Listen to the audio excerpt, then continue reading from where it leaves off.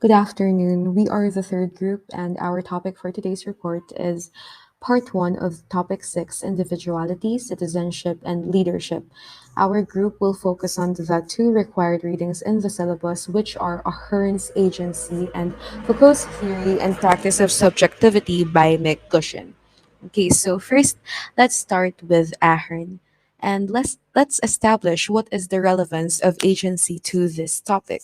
So the concept of agency is important when talking about citizenship and individuality because agency is concerned with the capacity of individuals to act independently and make choices based on themselves or based on their own goals, their own intentions, their own desires. So, citizenship and individuality are both closely related to agency as they are concerned with the rights, responsibilities, and freedoms of individuals within society. So, agency here is defined as the socio-culturally mediated capacity to act. So, this refers to the social and cultural factors like the environment, mostly their environment, the people, the context.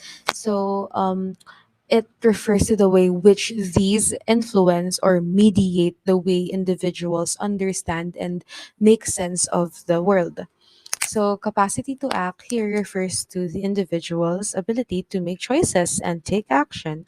While when we say socioculturally mediated capacity to act, we are emphasizing that an individual's ability to act is mainly influenced by the social and cultural context where they live in. So, understanding the sociocultural effects or the sociocultural mediation of individual agency is important because here we recognize the complex and dynamic ways in which individuals negotiate their social and cultural environments. So the term agency is used in various ways across a different number of disciplines, but in academic writing, it mainly refers to the capacity of individuals to act.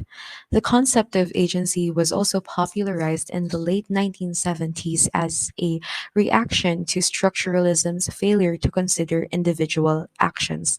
So here, in structuralism, there was a critique. Their main criticism of structuralism is that it leads to a deterministic way or deterministic view of social life, wherein individuals are seen as just passive recipients to the social structures that they are confined to, rather than own individuals with their own motivations and their own desires that made them act this way. So, this is why academics sought to develop new theories that would do justice to the potential effects of human action. So, in relation to this, it refers to the capacity of individuals to make an effect, make an effect on the world, and this includes challenging the status quo, challenging the existing power relations, and create new social and cultural norms to that would exist in the world that they are cultivating. So, the concept of agency has implications for personhood, causality, and intention. Sorry natakpan, pero intention yan. So, ayan. Personhood, their autonomy, causality, meaning that actions have consequence. Action, taking action, and intention. So, intention, this is where the decision making processes this is where the decision making process enters. So dito pumapasok yung consideration ng cultural norms or taboos in society before an individual takes action. So scholars must consider whether all agencies are human, individual, conscious, intentional, or effective. Intentional yan, natakpan ko lang. So these are the different criteria, and by understanding these different criteria that define agency, we can better appreciate the ways in which individuals navigate their social and cultural environments and how they use their own agency to create change and make a difference or make an effect in the world. It is crucial for anthropologists to consider how conceptions of agency might differ from society to society and how they may be related to notions of personhood and causality. So, just like what was mentioned in the previous slides, that agency is the social culturally mediated capacity to act, the differences of the definition of agency vary from society to society kasi magkakaiba naman din yung culture nila. So there is tension between agency as a socioculturally mediated capacity to act and the idea of agency as a manifestation of an individual's free will. So the latter, or the a manifestation of individuals' free will, is associated with Western philosophical traditions and may not be applicable in all cultural contexts. So, ayan, for example, in some societies, agency may be closely related to individualism, self determination, personal autonomy, where individuals are seen as having the ability to make a choice independent of social norms and expectations. In other societies, however, agency may be interpreted or defined in a different way. So it may be closely defined or tied to collective values and obligations, where individuals are seen as having a responsibility to act in ways that benefit the community. So this still depends on the kind of society that it is defined in. So, agency can be seen as a property of groups or collectives as well as individuals. So, this view challenges the notion of agency as an expression of individual autonomy and highlights the importance of considering social and cultural contexts in which agency is exercised. Okay, so agency here is not only an expression of individual autonomy, wherein it is also the influence of the social and cultural context or factors. Feminist theorists analyze the relationship between human actions and social or political structures. This is where the personal is always political comes in. It's how people's actions are influenced and at the same time are influenced by larger social and political structures. Practice theorists seek to understand how social reproduction becomes social transformation by studying agencies. So, social reproduction here refers to the processes or the things through which society maintains their political, their social, and their cultural structures in society. So, this can include things like education, socialization, value values transmission, like such churches, as well as economic and political systems that perpetuate inequality and marginalization in society. Ayan. So, by studying agency in the context of social reproduction, we gain a deep understanding of how social structures are perpetuated and maintained over time, as well as how there is potential for individuals and groups to work towards social transformation and change. Similarly, by recognizing the agency of individuals within existing power structures, we can see how they may use their agency to enact change from within and challenge dominant norms and values and working towards more progressive and inclusive social structures.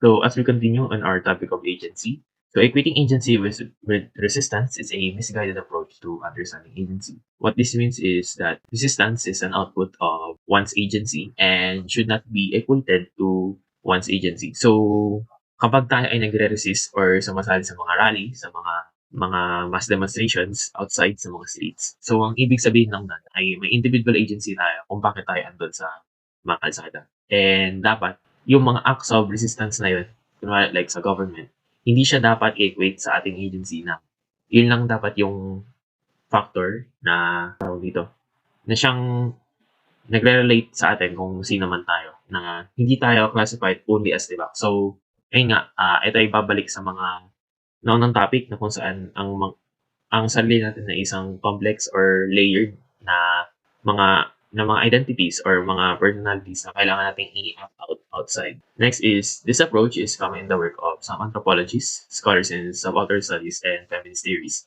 So, mamaya, mag-introduce ako ng mga anthropologists and scholars na nag-introduce ng agency and mga proponents ng mga proponents sa anthropology na kung saan nire-relate nila ang agency ng isang tao sa kung saan sila nagsastudy. Like, kunwari mamaya, sa Hawaii and yung kay Ortner sa kanyang feminist anthropology. So next one is, feminism has always addressed issues of agency, but the term has recently been used more. So ayun nga, na-introduce ang agency, mga papunta na sa atin. So mga 70s siya na-introduce, then ulit na siyang ginagamit, and then ayun, na-expand siya ng mga iba't ibang anthropologists and scholars, and especially sa case ng feminism, ang issue ng agency ay laging nakarelate sa kanila dahil ang daming ang daming misconception sa feminism na kung saan ang feminism ay dapat lagi-lagi lang sa rights ng mga babae. Pero hindi naman yun lagi ang case sa feminism. Ang laging proponent ng feminism ay dapat ang mga rights ng tao ay hindi lang hindi ba unbalanced, or like yung isa ay hindi submissive sa isa or hindi inferior sa isa. So, next is, agency has become a problem in recent feminist theory because feminism sought to demonstrate the pervasiveness and systematicity of male dominance while also inspiring women's activism. So, hindi lagi ang topic ng feminism is about sa pag-upset ng dominance ng mga lalaki. And pag uplift naman, uplift ng mga pagiging activist or pagiging player role ng mga babae sa society. So, hindi yun laging case. Ang sinasabi sa agency, as yung sinabi ko kanina, pag inequate mo siya sa resistance, ito ay isang misguided approach sa pagtaka ng agency. So, hindi ibig sabihin na kapag tayo ay nagre-resist, ay yun na yung nakabalikat sa agency natin. Kung hindi, nagre-resist tayo dahil tayo. So, next, instead of a balance between emphasizing the constraining power of gender structures and norms and the resisting capacities of individuals and groups, there is often an overemphasis on resistance. So, yun nga, puro na lang resistance yung laging tinitingnan na point kapag agency. And dapat hindi yun yung laging tinitingnan. Kasi kung puro lang tayo resistance sa pagtingin natin sa mga activists and dun sa mga proponent ng mga ideologies, nagiging pervasive sila. And ayun nga, bumabalik tayo sa pervasiveness ng kung ano yung topic na gusto nilang ihatid. And ayun, kung ikaw ay, kunwari, let's say isang outside point of view, so let's say, hindi mo gusto, or hindi naman sa gusto, hindi ka nakaka-relate masyado sa ideology nila. And parang, ayun, kunwari, yung mga medyo bago sa ganitong topic, mga nako-culture shock sila, ganun. Ang tingin nila, dahil ulit na silang nagre-resist, parang nakakairita, ganun. Parang, kunwari, minsan, ang cyclic ng weighing ng puro rally, tapos may police or military din. Ayun, papalis ng police or military yung mga activists. Tapos yung mga rallyista naman parang, ayun, sigaw lang ng sigaw. Tapos sabi ng mga buzzwords din, megaphone lang, hindi maayos din. Ayun, parang ulit lang.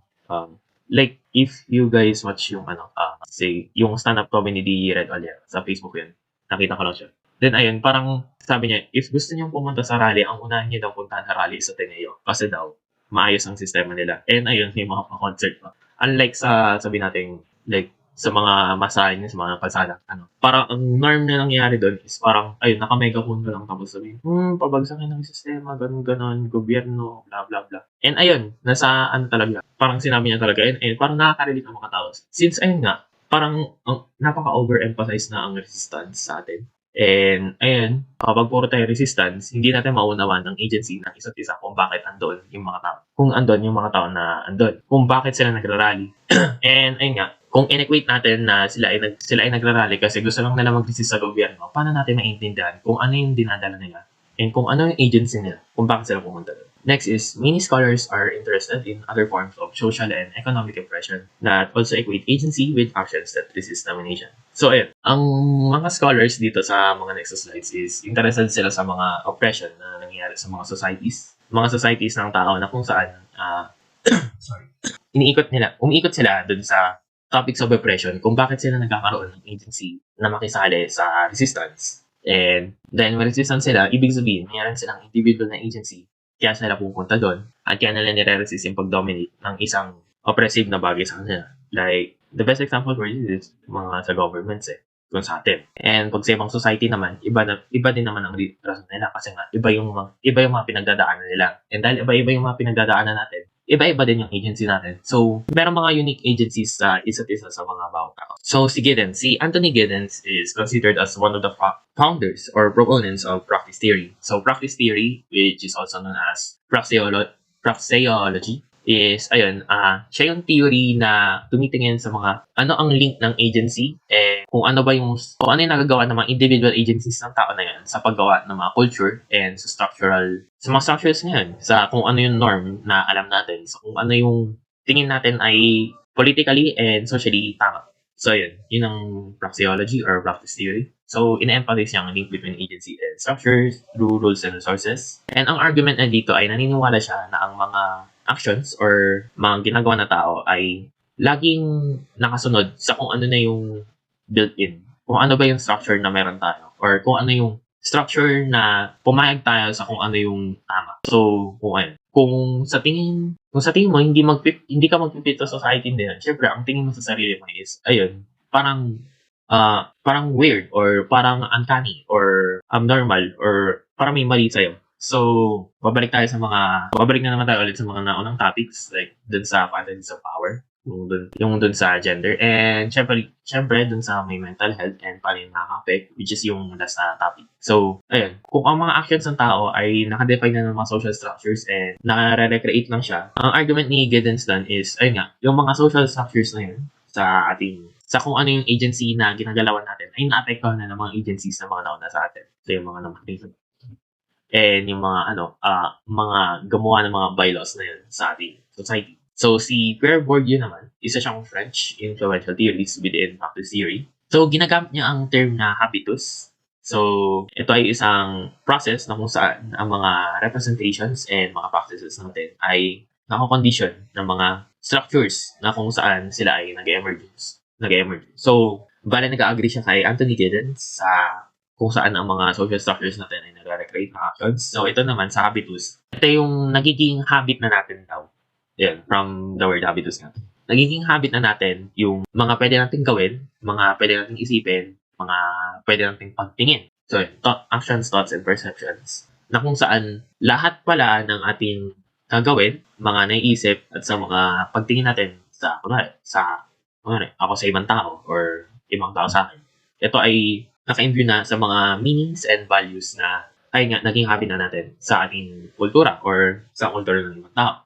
And then, ini-emphasize niya ang dispositions to preclude the assumption of free will. So, meron tayong free will, sabi ni Bourdieu dito. Pero, ini-emphasize niya ang ating disposition ng free will ay syempre naapektuhan na ng ating habitus na na-generate na sa mga structures na kung saan tayo nga ay naapektuhan na or parang dito tayo nabulat or parang dito tayo sanay. So, ang framework ni Pierre Bourdieu, ay wala siyang nilalagay na area for resistance. So, ayun.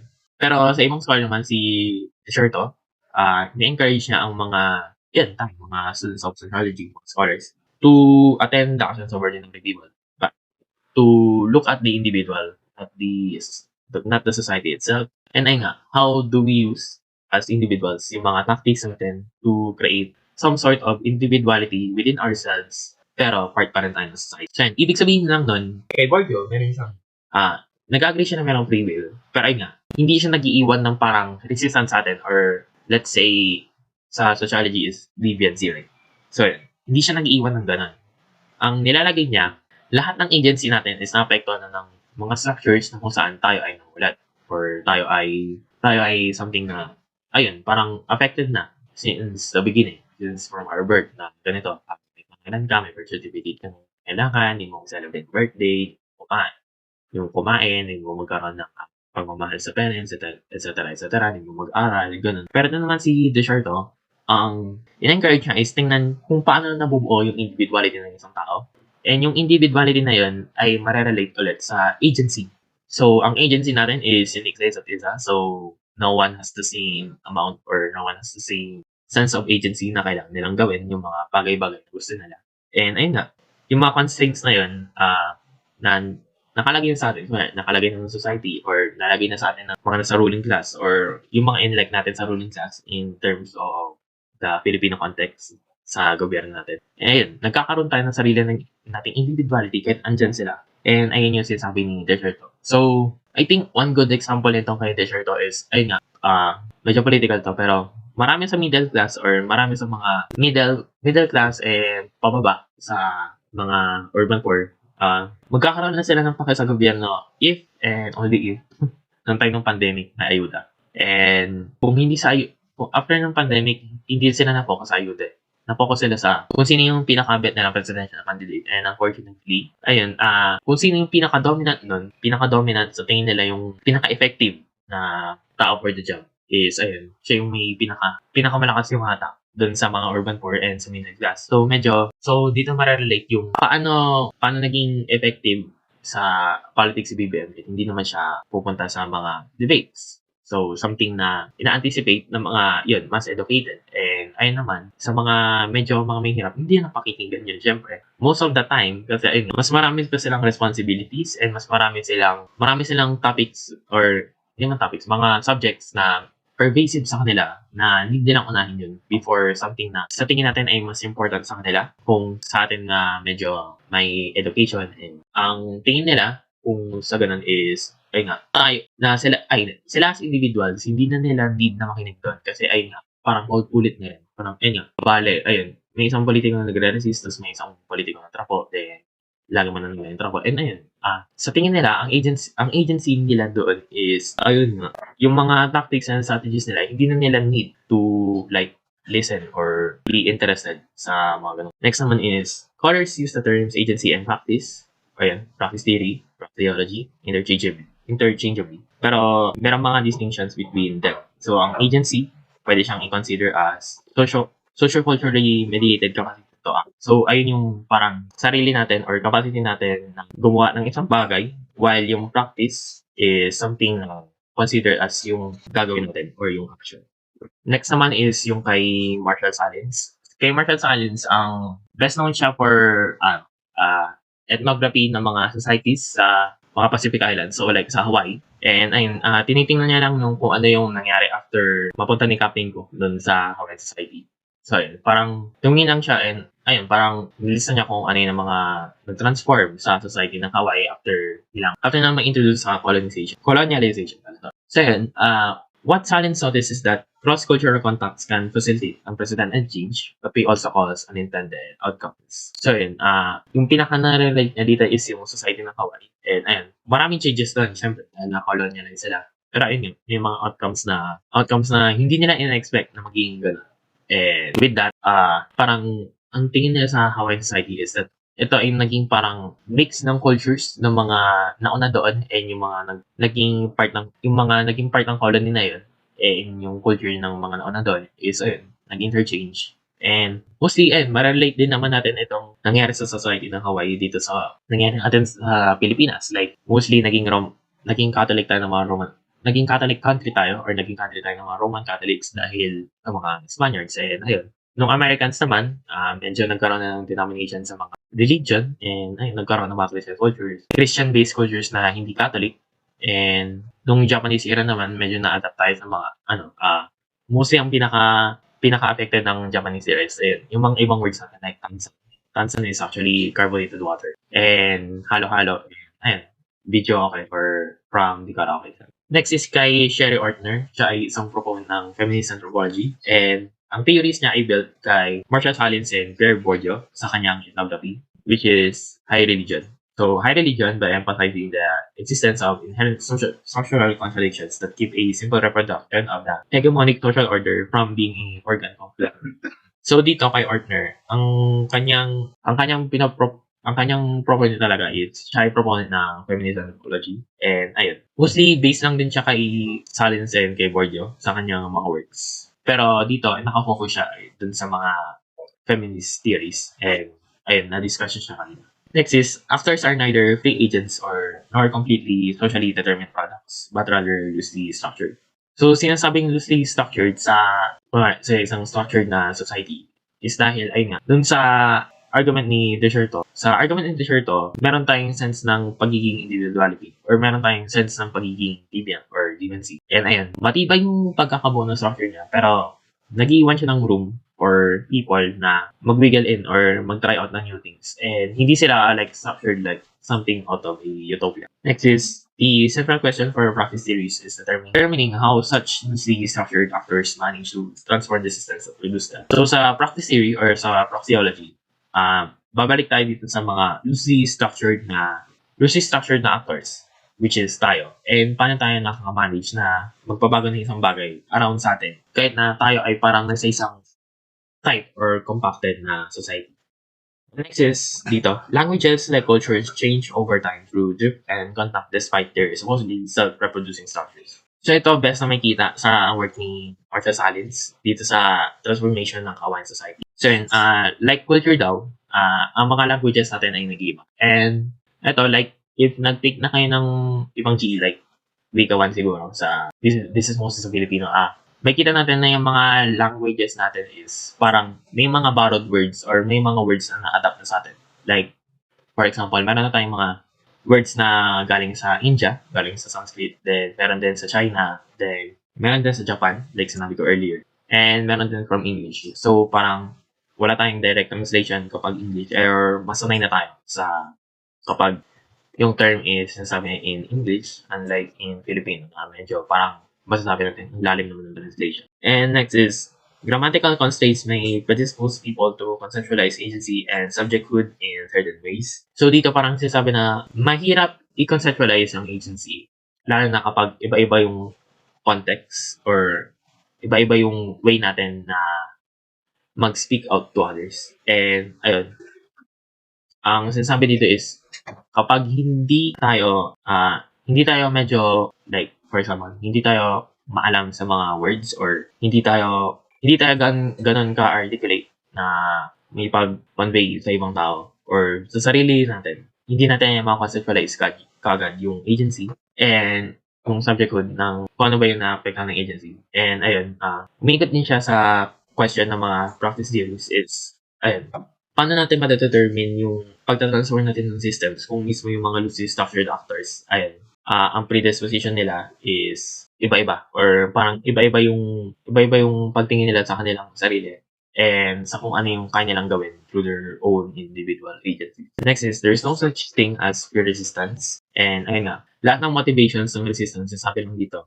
yung iba is nagko-contradict sa isa't isa, yung iba naman is parang layered din siya. And ayun nga, dahil individual mga agencies natin, syempre, kung nagrupo tayo as a group and ayun, mag-act out in a form of resistance, ang motivations natin doon is iba-iba. So, probably similar dun sa iba. Yung sa iba naman, medyo different yung pagtingin nila doon. Next is yung dito kay Sherry Ordner ulit, babalik. So, women, even as subordinate layers, always play a part or an active part that goes beyond the dichotomy of victimizations and acceptance. So, ito is one of arguments ni Ortner na dapat daw, kahit sa tingin ng mga babae, subordinate sila sa mga lalaki, dapat meron pa rin silang part na kaya nilang mag-step out sa kung ano yung laging titingnan sa kanila, which is more like nabi-victimize or ayun, na bilang sa culture na medyo nagpapababa ng tingin sa kanila.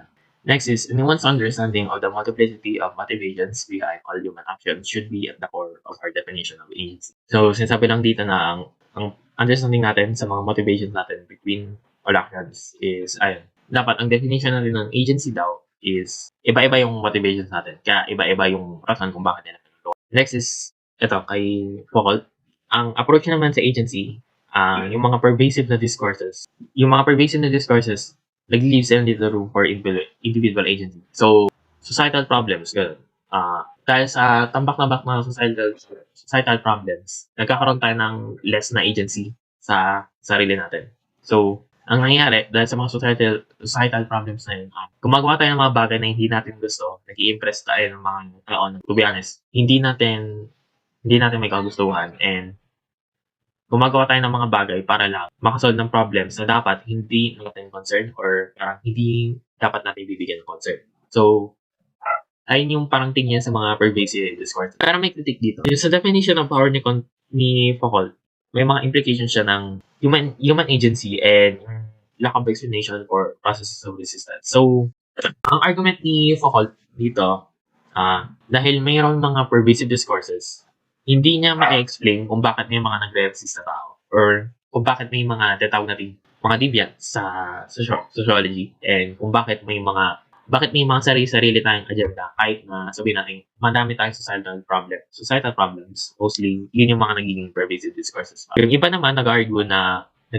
ang notion ng power ni Foucault is hindi substance pero relation na nagre-reproduce ng mga constraints and possibilities for action. And lastly, ito, yung practice theory naman, babalik tayo kay Ortner. Ang pinofocus niya is relationship between social structures and human action and ang social influences sa agency. So ito, babalik tayo dun sa part na subordinate players. So, kahit daw medyo subordinate ang tingin natin sa mga babae, ang pinofocus ni Ortner sa kanyang practice theory is dapat ang mga social structures natin and yung mga actions natin is dapat may relationship isa and ayun yung mga influences ng agencies sa atin is dapat tinitingnan natin or binibigyan natin ng pansin or binibigyan natin ng action para hindi naman tayo makulong sa isang structure sa isang structure pero dapat most likely dapat maging tayo ay medyo loosely structured pa rin. So yun, babalik tayo sa theory ni Desherto and kay yun sa kay Desherto na loosely structures ay dapat maging loosely structured actors sa agency. So that's it. Ang next topic is yung kila McGushin and ayun, ipapasok na yung report to someone else. Thank you.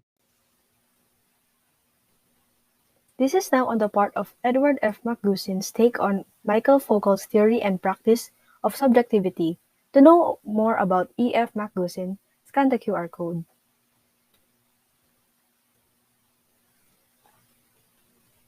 Moving forward and looking at this slide, the first bullet point reads, the advice to just be yourself is ubiquitous and natural, but can sound hollow. While there is nothing wrong with saying just be yourself, one must consider a lot of underlying issues which particularly revolve around the question, who am I? My take on this is that one's self is composed of different versions, and in a microscopic sense, its foundation is based on the little things that we pick up around us as we grow older. We fail to become ourselves due to social pressures, impulses to conform, and self-betrayal. We are comfortable with our own skin until we are not. From a personal perspective, I say this leads to anxiety. I can only reiterate that anxiety is a cruel monster that is not quick to read. It has pushed me to look at myself differently and to think about it.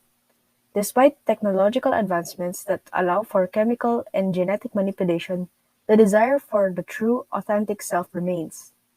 This point helped me realize that what others see only make up a small portion of how you view yourself. In the end, you define your story, you define you.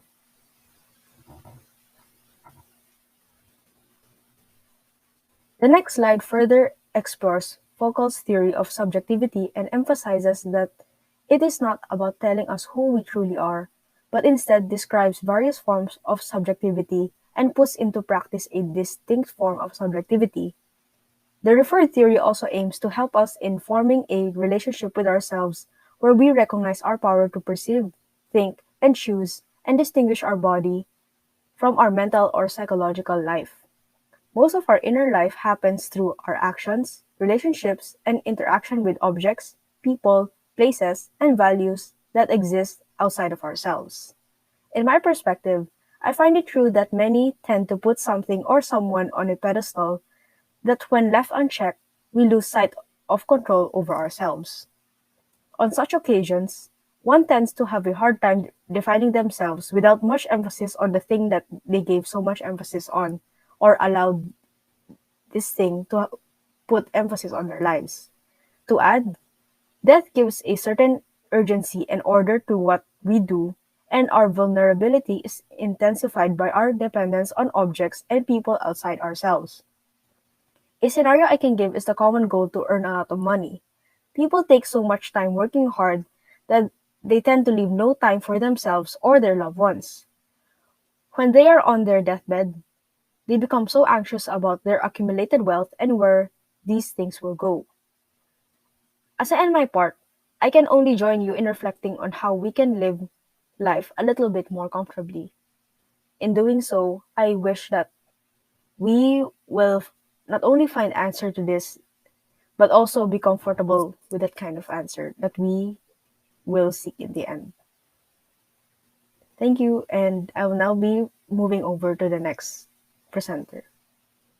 Okay, continuing the discussion on disciplinary subjectivity, we now discuss disciplinary power or governmentality. Foucault believes that a ready-made character of life comes from governmentality.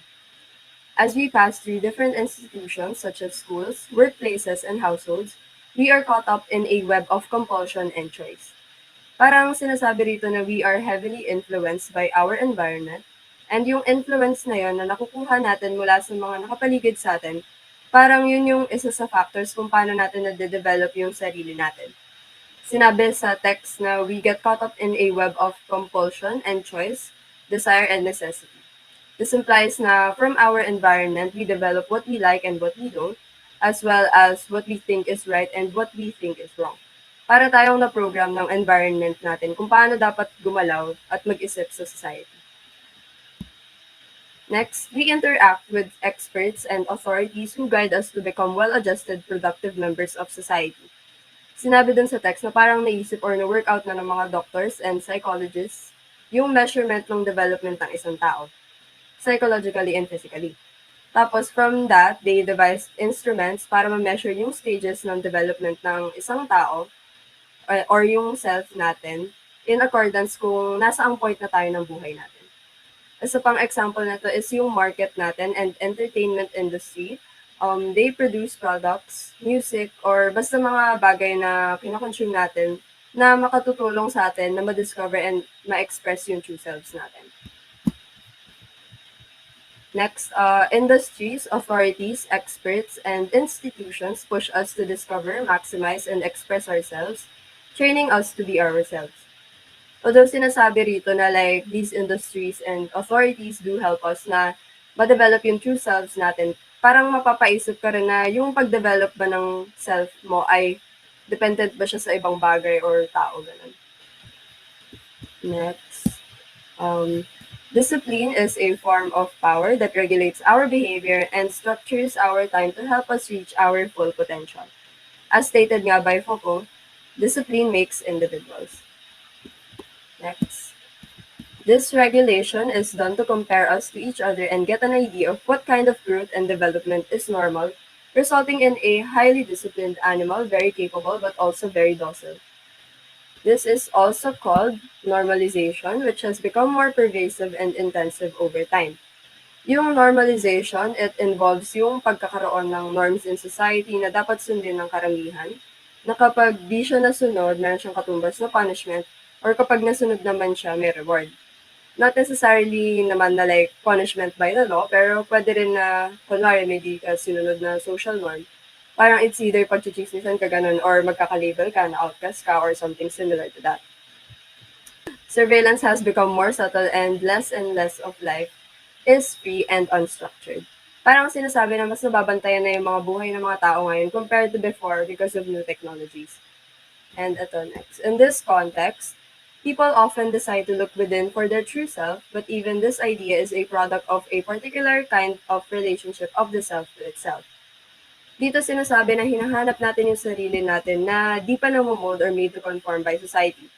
Pero masasabi rin na governed or trained tayo na mag-relate sa sarili natin in certain ways. Yung relationship of the self itself na to, yung tinatawag ni Foucault na hermeneutic or confessional. Kaya siya tinawag na ganito kasi yung ganitong subjectivity na form siya through self-interpretation and self-expression. The concept of hermeneutics and confession do not discern and express the inner truth. Rather, by practicing these activities, we become a specific kind of self. To discuss this further, yung hermeneutics kasi art siya of interpretation, while yung confession naman is the art or practice of expressing and communicating yung mga thoughts natin na mahirap sabihin pero kailangan. So ayun, kapag pinractice yung dalawang yon, we learn to interpret and express ourselves in a deeper way. Next. While discipline arranges and orders our lives, hermeneutics and confession give form to our subjectivity. So, ayun nga, galing sa na-mention ko kanina, kapag nag-focus tayo sa self natin na form through interpretation and confession, minsan nakakaligtaan natin na yung practice ng hermeneutics and confession, yung parang nag-influence para ma-form yung version natin na yun. Next is, the discussion of art can be applied to the relationship of the self to itself. Madalas kasi diba iniisip natin na art is a form of self-interpretation and self-expression. Pero kung ganito natin iisipin, parang we fail to appreciate yung actual work that goes into making an art piece. Okay. Next is, ayan. Foucault finds examples of arts of the self and living in the works of ancient philosophers. Yung ginamit dito ni Foucault na dalawang philosophers is si Marcus Aurelius and si Seneca. Una is yung examination of conscience na ginagawa ni Marcus Aurelius. Ginagawa niya to kapag umaga before siya mag-start ng day niya. Yung ginagawa kasi ni Marcus is, ayun nga, bago siya magsimula ng araw niya, iniisip niya lahat ng actions na gagawin niya throughout the day. So, as he goes through what he needs to do for the day, he recalls as well yung general aims niya in life and as well as the precautions he has to take para maabot yung aims na yun.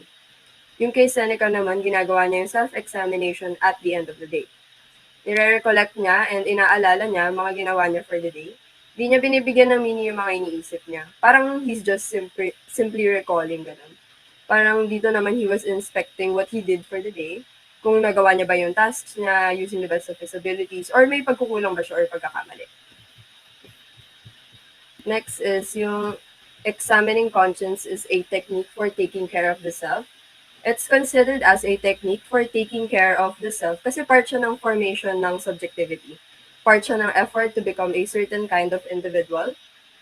Tulad nung kay Marcus and kay Seneca na parang you shape or deepen yung self na meron ka into the self na you want to be or need to be. Pero kahit ganito, we should also note na Foucault's purpose is not to convince us to relive the lives of Stoic philosophers, but to show that the self is not a substance or essence, but a work of art. Foucault's study provides us with new resources and techniques that we might use even if we do not appropriate the Stoic life and the Stoic aims in life. And lastly, the arts of the self and of life are not all forms of self-examination. And this then concludes our presentation on agency and individuality. Thank you so much.